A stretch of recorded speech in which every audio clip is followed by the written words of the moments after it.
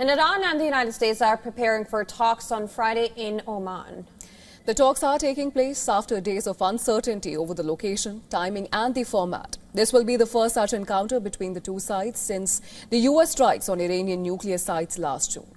Now, Iranian state news agency reported that Foreign Minister Abbas Araghchi has arrived in Muscat for the talks. The U.S. delegation is led by President Trump's special envoy, Steve Witkoff.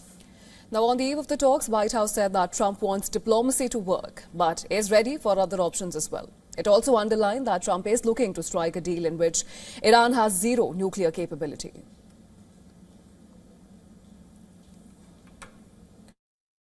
Diplomacy moving forward. The president has obviously been quite clear in his demands of the Iranian regime. Zero nuclear capability is something he's been very explicit about, and he wants to see if a deal can be struck.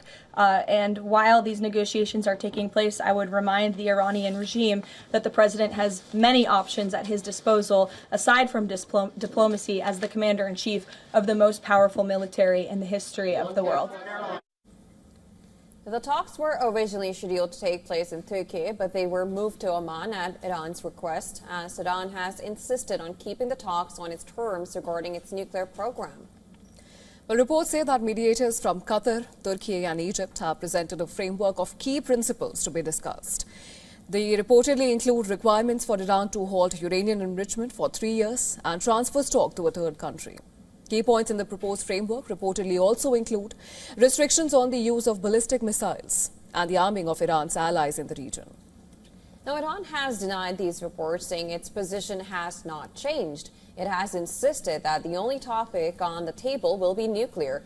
Well, for its part, the U.S. has made it clear that any deal must include regulations on Iran's nuclear program, missiles, and Iran-backed groups.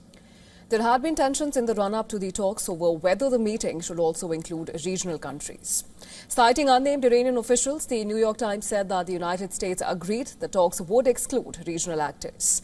It added that while the meeting would focus on the nuclear issue, it would also discuss missiles and militant groups, with the goal of coming up with a framework for a deal.